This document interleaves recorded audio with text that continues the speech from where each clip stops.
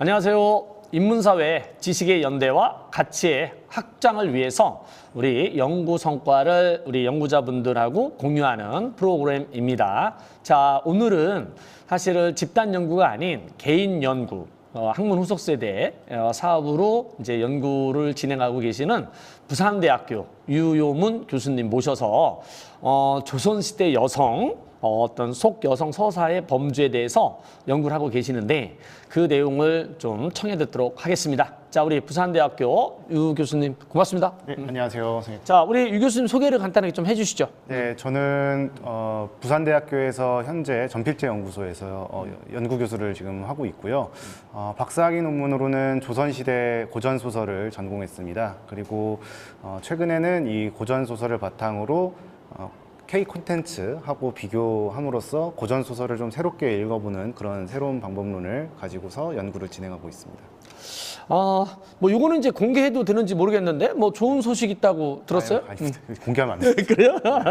자, 하여튼 이거를 제가 좀 물어본 이유는 사실은 여기 학문 후속 세대 이런 어떤 연구가 굉장히 오래된 건 아니지만 그래도 이제 우리 교수님이 그런 어떤 지원을 받아서 연구를 열심히 하신 덕이지 않나 이런 생각이 들어서 좀 이렇게 여쭤봤고요. 자, 우선 주제가 조선 후기 고전 소설 속 여성 서사의 변주 이랬는데 뭐 요 주제가 어떤 내용인지 설명 좀 해주시죠. 원래는 이제 저희가 고전 소설하고 콘텐츠 연구를 진행하면은 보통은 이제 현대 콘텐츠의 의미를 새롭게 해석하기 위해서 고전 소설을 이용하는 경우가 굉장히 많았습니다. 그래서 네. 그러니까 일종의 고전 문학이 도구처럼 쓰이는 거죠. 현대 콘텐츠를 해석하기 위한 도구. 예. 그런데 이제 저는 이 관계를 역전시켜가지고 현대 콘텐츠를 먼저 살펴본 다음에 이걸 바탕으로 다시 고전 소설을 보는 현대적인 관점으로 연구를 진행을 했습니다. 그래서 완전히 그 발상의 전환이네요. 네, 맞습니다. 그래서 좀 새로운 접근법이라서 아마 학문 후속 세대 이 학술 연구 교수가 잘 된 거지 않을까라고 생각이 됩니다.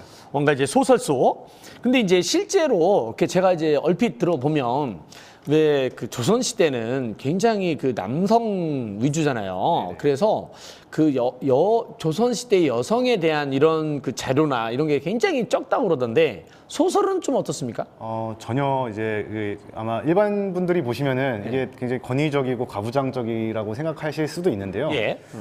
소설 여성 작가들도 굉장히 많고요. 네. 그리고 여성이 지은 것이라고 아마도 추측되는 것들이 뭐 국문장편 소설이라든지 굉장히 다양한 장르들이 있습니다. 그래서 특히 뭐 여성 영웅 소설이라고 할 정도로 남성 영웅이 아니라 여성 영웅을 대상으로 소설이 있는 경우도 굉장히 많습니다.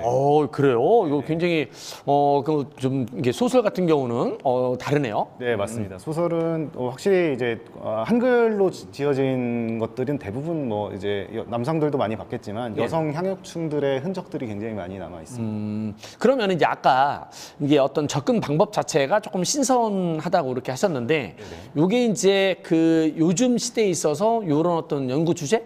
이게 굉장히 좀 그 시기적절했다? 뭐 요렇게 볼 수도 있나요? 조금 시의성이 있었던 것 같습니다. 일종의 일단 제안했던 것 중에 하나는 K 콘텐츠 혹은 K 서사라고 하는 것들이 요즘 굉장히 흥행을 하고 있지 않습니까? 그렇죠. 최근에 뭐 어마어마하죠. 캐대헌이라든지 K-팝 데몬 헌터스라고 하는 아무튼 근데 K 서사라는 것들을 지금은 너무 흥행하고 있는데 이 지속성을 위해서는 오히려 고전 소설을 더 탐구해야 된다라고 생각을 했고 그런 것들이 좀 주요하게 먹혔던 것 같습니다. 그럼 이제 그 고전 소설을 이렇게 탐구를 해야 되는 그 중요성 왜 그런 거예요?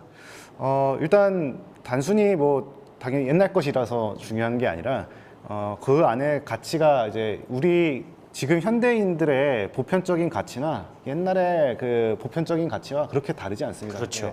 그래서 그러한 보편적인 가치를 탐구하면은 조금 더 우리가 보지 못했던 것들을 또 볼 수도 있고요. 그리고 최근에는 AI 시대가 도래하고 있는데요.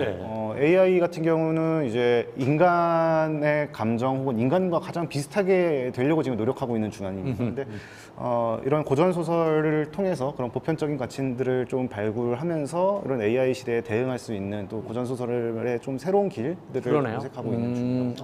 좋아요.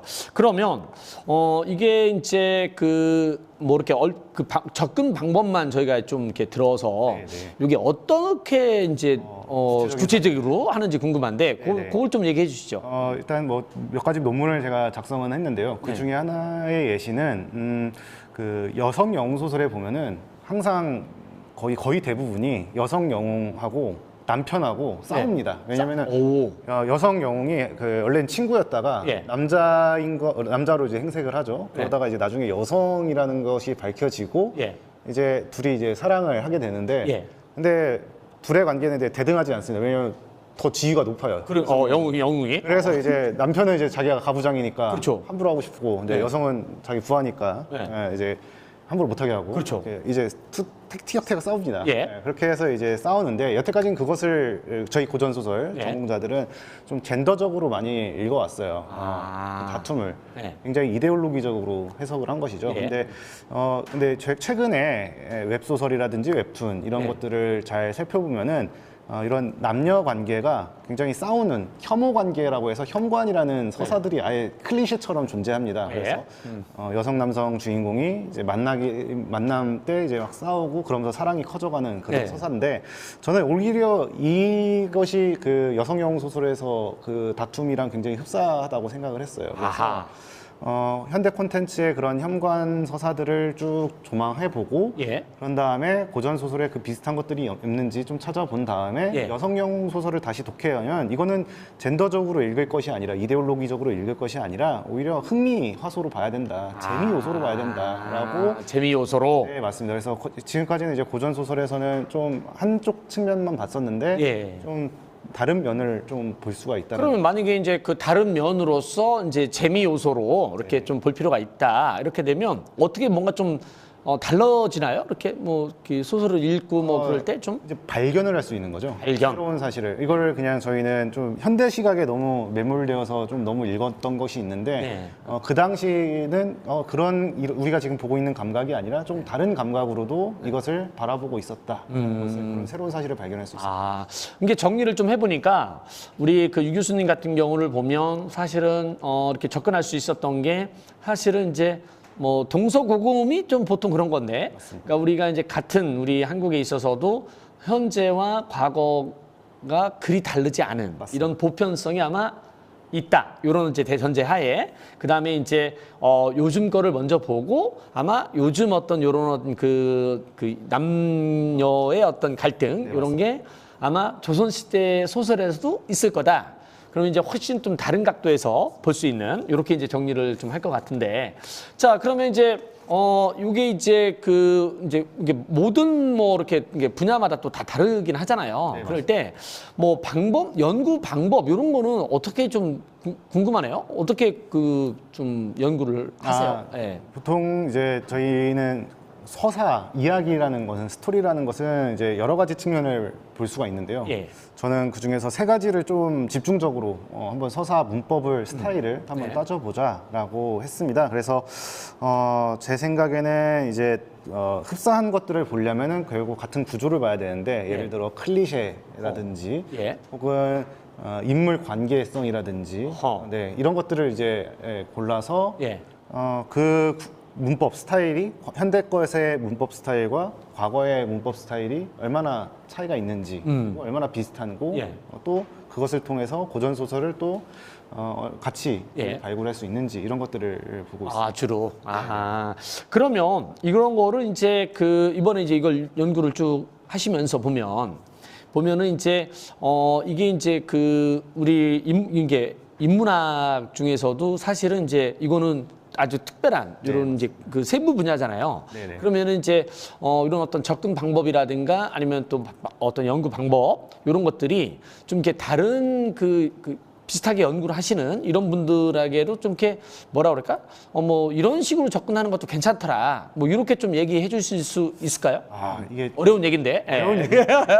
지금 어떻게 보면 집단 연구가 아니라 저는 그렇지. 개인 연구이기 때문에 모르겠습니다. 그 파급력까지는 모르겠지만 그래도 학계 내에서는 조금 새로운 방법으로 그리고 좀 신선하다라는 느낌을 지금 받고 있는 것 같습니다. 그러네요. 네. 그러니까 우리가 사실은 우리 연구를 할 때 사실은 이제 독창성, 뭐 도전성 이런 게 되게 중요하잖아요. 네, 맞습니다. 이제 그럴 때 사실은 조금 한 발짝 뒤에서 이렇게 보면 다른 각도에서 볼 수 있는데, 근데 우리가 이제 막 공부하고 논문 쓰고 막 그러려 보면 그냥 막 빨리 가야 되는 뭐 이런 게 있는데, 그런 차원에서 보면 야 이게 약간 조금 뒤에서 보는 뭐 이런 어떤 노력도 좀 필요하다 이렇게 되고. 자, 그러면은 이거를 앞으로 이제 혹시 어떻게 지금 그 이 연구를 이제 전개해 가실 계획인지 그것도 좀 말씀해 주시죠. 뭐 구체적으로 정해진 건 없는데 일단 교육하고 한번 연계를 해서 교육하고? K 콘텐츠를 활용해서 어떻게 학생들에게 가르치면 좋을까? 왜냐하면 지금 학생들은 고전 문학 자체를 너무 어려워하고 있어요. 맞아요. 그리고 잘 읽지도 않죠. 맞아요. 이 학생들에게 어떻게 하면 고전 문학을 좀 더 신선하면서도 좀 새롭게, 그리고 내 삶에 좀 도움이 될 수 있게끔 좀 접근성을, 그리고 그런 문법들을 좀 잘 편안하게 이해시킬 수 있겠나라는 게 요즘 문제의식이고요. 그래서 이제 교육하고의 연결성 이런 것들을 좀 고민하고 있고, 또 하나는 웹툰이나 웹소설 작가들에게서 이제 같이 한번 공동 연구를 한번 해보고 싶어요. 그래서 그들의 흥미를 자아내는 그런 요소들, 이런 것들과 이제 고전 소설에 있는 그런 흥미성의 요소들을 좀 추출해 보고 나서 뭐 같이 그거는 좀 되게 좋은 융합일 것 같네요. 네, 그러면 이제 아마 좀 이제 새로운 소설을 쓰시는 분들, 웹소설이나 이런 소설을 쓰시는 분들에게도 도움이 되고, 그러네요. 저희도 역시 도움이 될 것 같다. 아, 좋네요. 계획. 아유, 제가 계획 잘 좀 여쭤봤다라는 생각이 들 정도로 아주 좋은 그런 어떤 계획을 갖고 계신 것 같으네요. 자, 지금까지 우리 유효문 교수님 모셔서 어떻게 이제 개인 연구를 하고 계신지 들어봤습니다. 아유, 유 교수님 고맙습니다. 감사합니다. 네, 고생.